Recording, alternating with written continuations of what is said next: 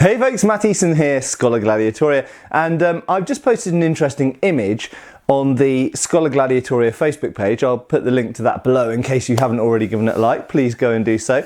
And this image is from a treatise by a guy called Wallhausen in the early 17th century, so it's German. And it's very, very interesting because it just this snapshot, without going into the actual treatise and actually what the text says and everything else and the techniques in that treatise. I mean, you can go and look at it on Wiktor now, which again, I'll put a link to the actual treatise below. And I recommend you do that if you want to delve more deeply into the specific treatise. But this snapshot, just taking it completely out of context and just looking at the image, it gives us a lot of interesting ideas about how combat could go down in the early 17th century. And in fact, this covers really a period from probably the mid to late 16th century all the way through actually into probably the 18th, certainly the mid 18th century, at least where cuirassiers, always have trouble with that word, cuirassiers are involved. Now these two guys, you should be seeing the image on your screen now. These two guys are fundamentally cuirassiers. They are wearing what we would call a demi-cuirass or half armour. And that means that they're wearing helmets, breastplates, vambraces on their arms, gauntlets on their hands, and half legs down to their knees, and then riding boots below that. And don't underestimate the protective qualities of leather riding boots. They'll certainly protect you from something like a cut from a rapier or something like that. What this image clearly shows is that these, or at least I presume it shows, is two guys with wheel-lock pistols, and they have rapiers, or let's say swords. Let's not get into the definitions between rapiers and swords, but they've got swords at their sides, and they were riding horses. They are clearly cuirassiers. They are heavy cavalry of their period. Now, the interesting thing about heavy cavalry in this period is that they were armed in a number of ways. Indeed, if we go to Poland, for example, we find that they have an extensive range of weaponry, sometimes including war hammers and maces. Sometimes they have two swords, the koncers and the saber or szabla. Obviously, the winged lancers, the famous Polish lancers, have lancers as well. So you do get some cavalry in some parts of Europe who are armed with all sorts of things. And if we go to the Ottoman Empire, in addition, they have bows very often, and sometimes they have bows and firearms. But at least in Western Europe, so if we're talking about kind of, you know, Germany, France, Britain, Italy, Spain as well, then generally speaking, cuirassiers have armour, usually a demi-armour. At the very least, they in this period, they have a breastplate and a helmet. So if we look at the English Civil War, the cavalry, generally speaking, had a breastplate and a helmet. And I'll talk a bit more about the breastplates in a second, and a little bit about the helmets. And at most, if they are true cuirassiers, then they actually wear a harness of armour. Now, talking about those breastplates and helmets, well, first of all, heads are a major target. So whether we're using swords or any other type of hand weapon, do not underestimate how wearing a helmet of any kind, pretty much, but anything that protects the top of your head, and if it protects even more of your head, even more so, really changes the nature of a fight. The head is often the target you can reach without exposing the rest of your body. A general rule in using any hand weapon, if I just grab the first thing that comes to hand, is an Italian saber. But if I'm attacking up here, the head is clearly going to be in target range. If I attack down here, I now expose my head and my upper target. So very often when people are fighting in earnest, just instinctively they will aim for the head, but additionally it's often the safest thing to do, because by aiming for the head you keep your weapon and the motion protecting your own head. And of course heads are quite vulnerable and important targets, and if you've got a helmet, it changes the nature of the fight enormously. Okay, so number one, helmets, super important because they make your head more or less invulnerable to hand weapons, with some exceptions of things like halberds and poleaxes and stuff where you'll just get knocked out anyway. But in terms of the breastplates, obviously, that now makes you impervious to most thrusts, because most thrusts are aimed at the body or the head, but you're wearing a helmet now. So suddenly your largest target for being thrust with a sword or a lance or anything else is now also impervious. You cannot thrust a sword or, I won't talk about lances, because lances, there's some possibilities of getting through a breastplate, maybe, but generally speaking not. But hand weapons, hand-powered weapons, not horse-powered weapons, hand-powered weapons, you just can't get the point through a breastplate, realistically. Breastplates are there to protect from that very thing. But when we get to guns, so a lot of people, if you read a lot of books, they will go, and armour was rendered obsolete by gunpowder, by firearms. And, well, no it wasn't. Bulletproof breastplates existed into the 19th century. In fact, at work yesterday, where I work at Chiswick Auctions, I was handling a Prussian breastplate with a pistol bull, or debatably even a musket bull, dent here where it's been tested. It was standard to test cuirassiers' breastplates with a gun. And this is where we get the expression bulletproof. A proof means a stamp, and that's the stamp. It's showing that this breastplate is bulletproof. And it was actually regulation, if my sources are correct, in the Prussian and Bavarian armies, for example, until 1888. To bulletproof breastplates. After that, we start to get smokeless powder, nitro powder, modern gunpowder essentially, which isn't really gunpowder, and that could shoot through breastplates. So at that point they went, okay. So we're talking about 1888 here. So even in the 19th century, if we're talking about French Napoleonic cuirassiers, they had bulletproof breastplates, okay? Now, if we go all the way back to this Wallhausen source again, the 17th century, well, absolutely, they had, less effective guns in general. The barrels weren't as well made as they were in the 19th century. The metallurgy of the metal, what it could sustain per, for the weight of the barrel, they couldn't build up such high pressures in most 17th century guns as you can in 19th century guns, because the metallurgy wasn't up to it. But additionally, the gunpowder, the production of gunpowder itself, the explosive, the efficiency, the explosive power of the propellant became better through the centuries. So 17th century firearms, in general, yes, there were good ones and there were bad ones, just the same as in any period.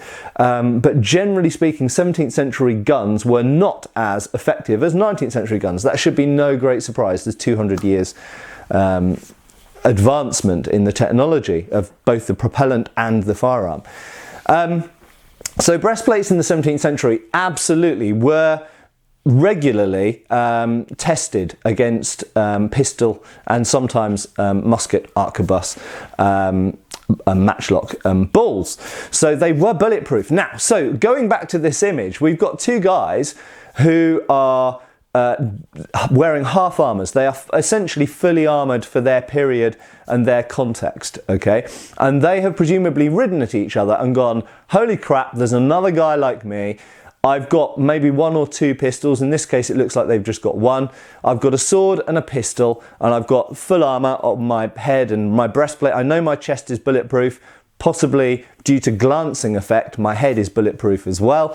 So I'm riding at this guy. What am I going to do? I'm going to shoot his horse. And it looks like, and this is presumption because I don't know what the text says in this German treatise, but it looks like they have both shot each other's horses and come to the ground, okay? And their horses have gone, oh crap, they've maybe been shot in the head or the chest or whatever. I think one of them you can possibly even see it's been shot in the head and is bleeding out of its head, which would be a way to kill a horse.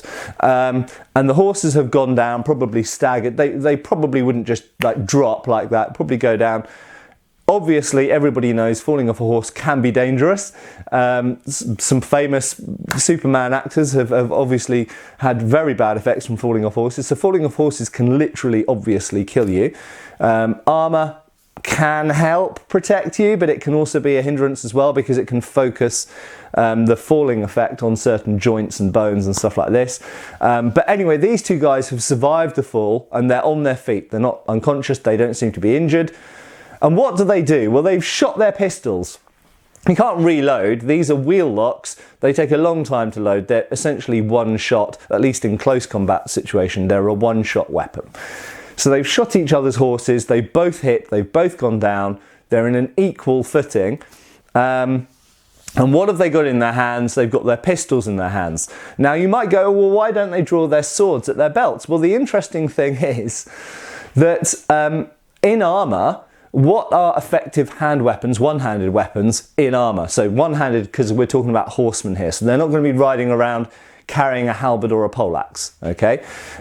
So what is in their hand? Well, they've got a choice. They've got a pistol that's unloaded, and they've got a sword. But the pistol is essentially a mace, isn't it? Because for any of you who've ever held a wheel lock pistol, they are heavy objects. The wheel lock lock mechanism itself is heavy, it's much bulkier, and there's quite a bit more to it than, say, a flintlock mechanism. But even if we're talking about flintlocks, even if we go forward in time to, say, the early 18th century and everyone's using flintlocks, a flintlock pistol is still, especially a dragoon pistol with a long barrel, and remember it's got a pommel cap as well, a butt cap, it's a substantial object. It's a really heavy object, and most of all, the barrel is a solid, thick tube of steel or iron, depending on the quality of the gun. So it is a heavy tube that is quite similar to a mace. So what you're holding now is essentially something that you fired, and it's now pretty much like a mace. So the question is, you're rushing into close combat and you've got a pistol in your hand. Do you drop that and draw the sword? Well, that is an option. What advantage does the sword have in armour? Not an awful lot, especially because we're talking about 17th century swords that are going to have minimal percussive effect against any part of that armoured person. They're not going to strike with the force of a falchion, or obviously not with a mace or a hammer or something like that. That's why maces and warhammers existed, even still in the 17th century. So if you're going to strike your opponent, then absolutely the pistol in your hand is a better weapon than the sword at your waist, especially also because it's already in your hand. Imagine that my opponent is you, as far away from me as the camera is from me, which obviously is hard for you to judge, but it's about 6 feet away. Okay, so an opponent 6 feet away, I have a sword at my waist and I have a pistol in my hand.